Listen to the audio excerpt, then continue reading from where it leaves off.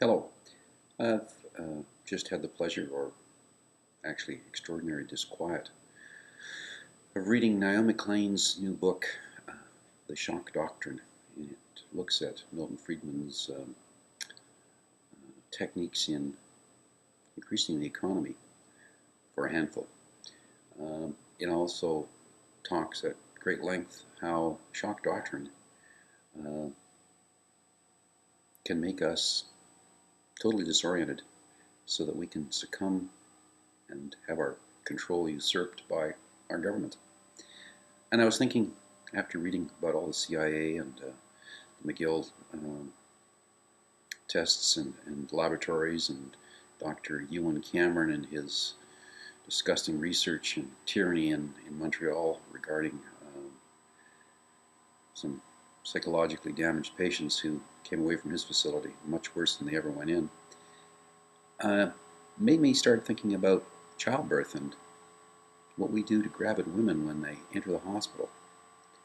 It's not that much different than the CIA's industry of torture, all fostered on McEwen's research in Montreal's McGill University and the Allen Memorial Hospital. When women walk into the hospital, we offer them the same delights.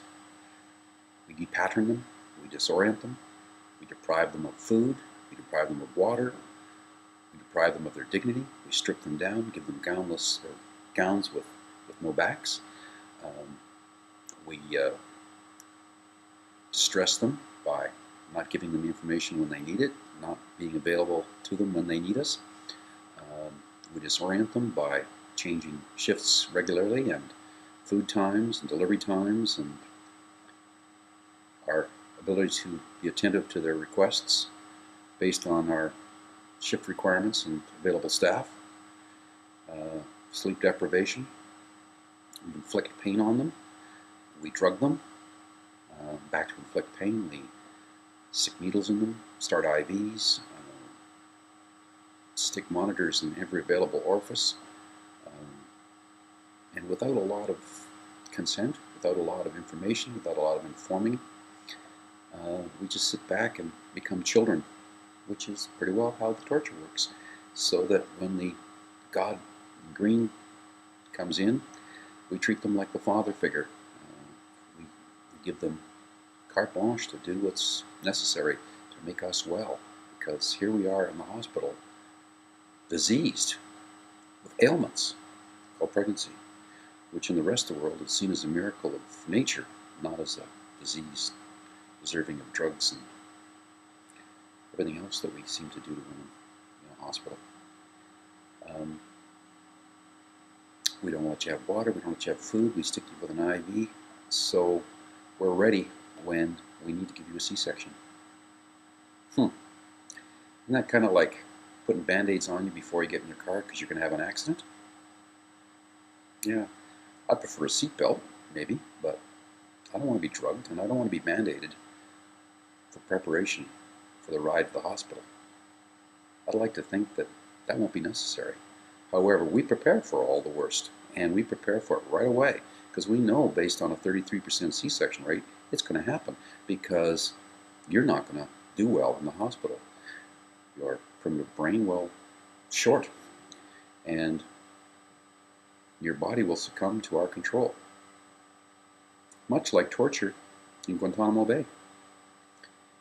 Yeah, I think it's the shock doctrine all over again. In fact, it's probably the first and most important cornerstone, yay, nay, keystone to our capitalist economy.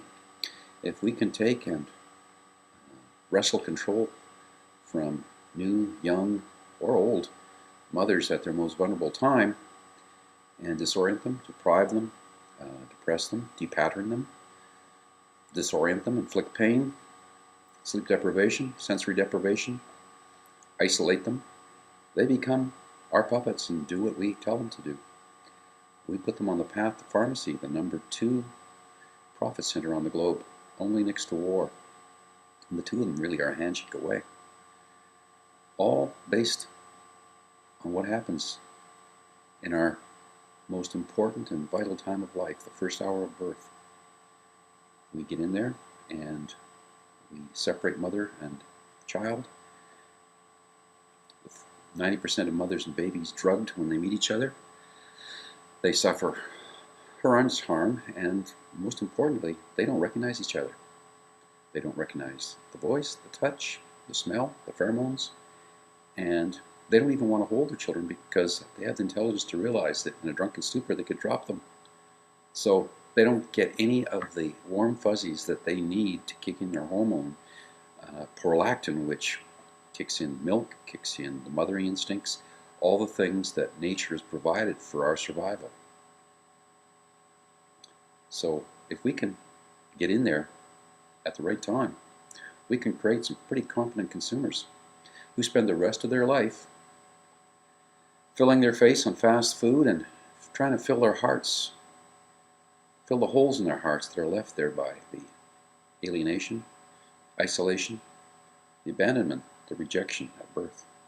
A time when in the rest of the world, or many, many parts of the world and many cultures, this bond, this dyad of mother and baby is honored and esteemed, and it's worshipped as the most wonderful, the most beautiful thing that happens in a family's life.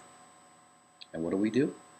We put these little creatures, as soon as they're born, we shove rubber hoses up their nose and vacuum cleaners and poke them and prod them and measure them and put them on cold stainless steel scales. We do all manner of things before they even touch their parents. They're totally in shock and they're totally in awe of the world that they've entered. Is it any wonder that they have a hard time trusting anybody?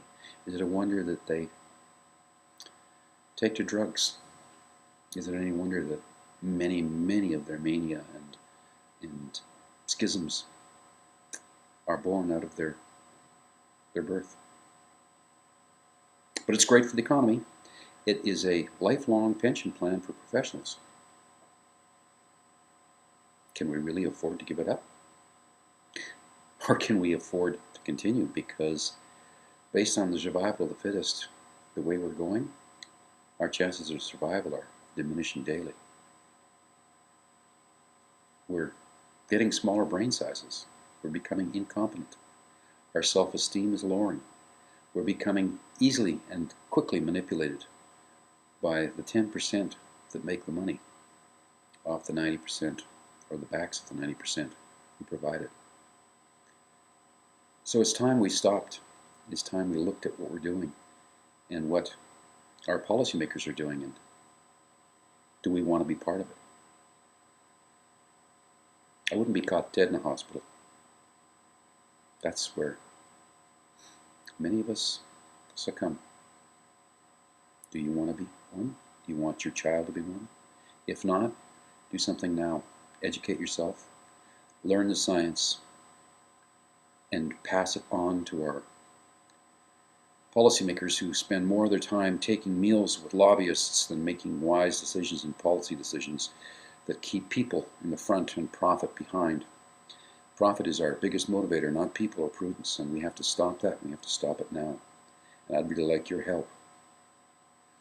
Educate yourself, educate your children, and educate anybody in a position of power to make well our nation, to rid us of the disease and dis-ease that plagues us, but keeps the pharmaceutical industry strong, keeps them the number 2 profit center in the globe, only next to war.